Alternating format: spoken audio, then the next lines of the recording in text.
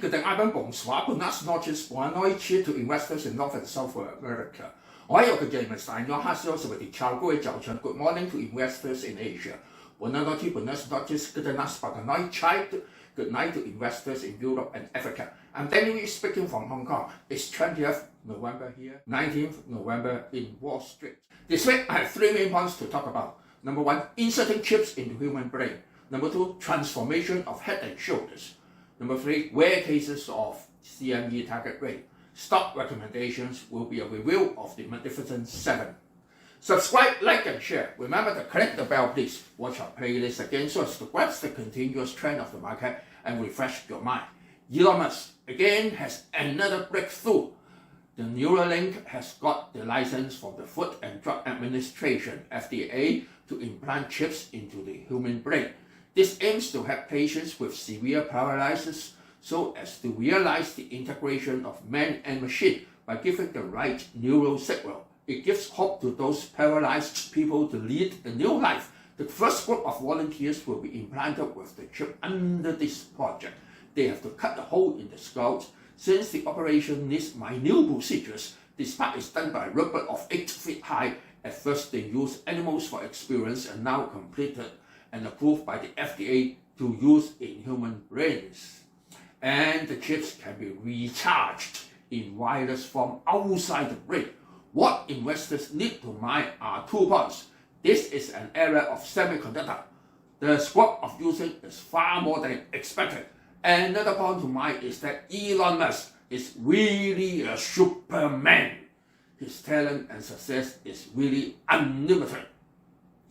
After the announcement of CPI last Tuesday, market sentiment dramatically changed from pessimistic to optimistic, all because the head and shoulders have changed to reverse head and shoulders. Why did it happen? I said numerous times, even if shot under the neckline, there would not be any other line.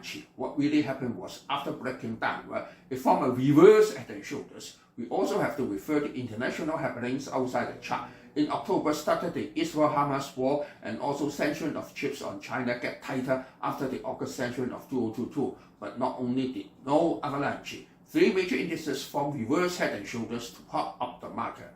First of all, we must know that 3 major indices are in 3 different patterns, even if they are known as head and shoulders, but transforming to high-low leg double bottom and complex double bottom and now waiting for breakthrough. First of all, let's see Nasdaq. It was in head and shoulders, but after breaking down the neckline, it formed a high-low leg pattern. This high-low leg actually is the second leg of the larger double bottom. For Dow Jones, originally was in a cleansing upward head and shoulder pattern. After breaking downward, it now formed a high-low leg double bottom with the second leg a V-shaped rebound and finish pullback. It is not a reverse head and shoulder, however, it is going to surpass the previous high. For S&P, once it was a standard head and shoulders and now in high-low leg V-shaped rebound, also finish pullback and try to break up and surpass previous high.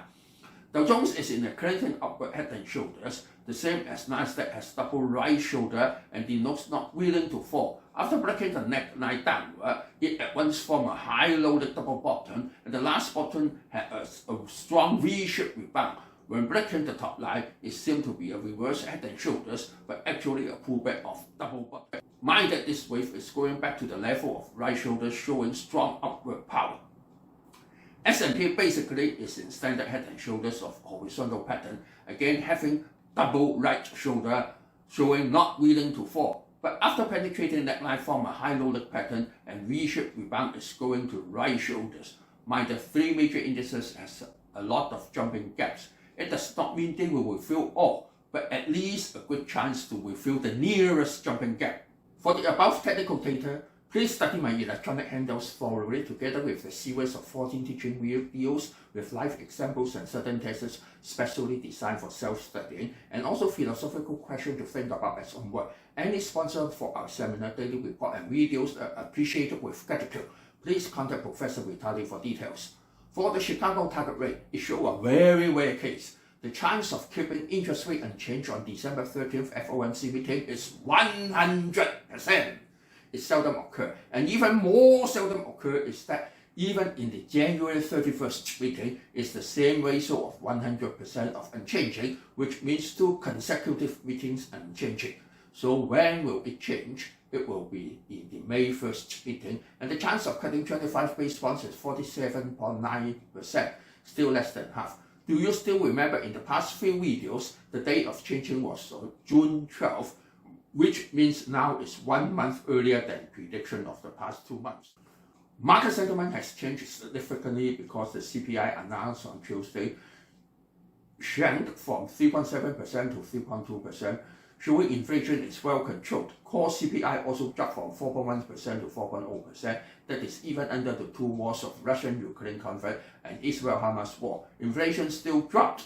For oil, the price dropped from the high of $95 to the current price of $76. It shows that the clean energy project of Obama and Shell Oil has already changed the oil prices, and all tycoons in the Middle East can never control the world economy as in the oil crisis of last century. PPI also dropped from 2.2% to 1.3%, and core PPI from 3.0 to 2.9%. As for stock recommendations, we go back to view the Magnificent 7 MSFT, which occupies 12.63% in Nasdaq components, is now on record high. That's why in the past 2 months, I insist there would not be any avalanche if head and shoulders are penetrated. Mind that the W pattern has already finished running the minimum rising level and already surpassed the previous high.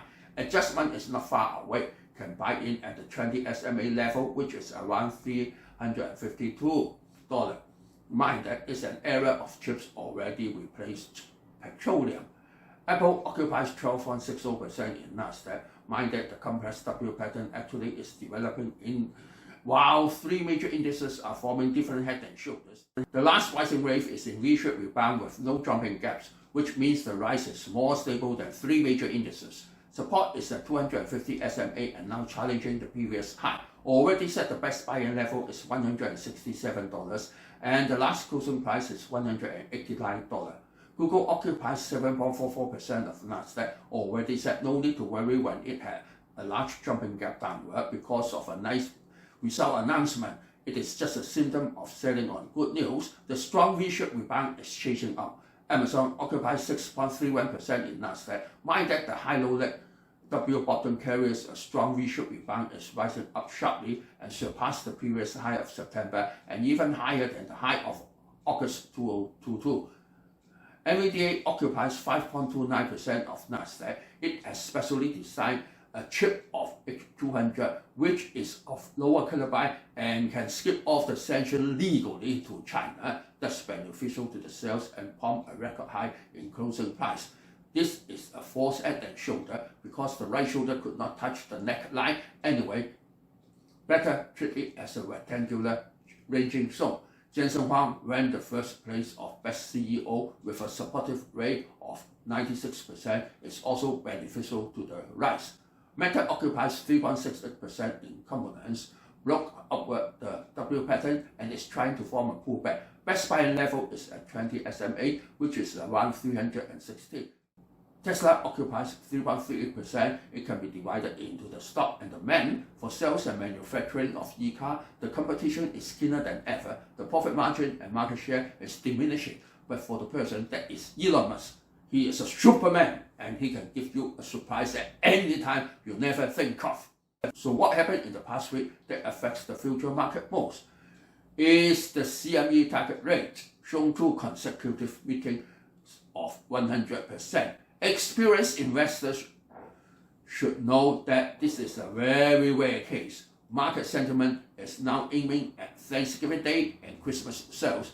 Mind that the consumer behavior is changed. During the lockdown of the pandemic, it aimed at buying durable goods like iPhone and iPad for use at home, and now it's going out for traveling and recreation. So again, subscribe, like and share please. Sayonara, auf Wiedersehen, adieu, bye bye. See you next week.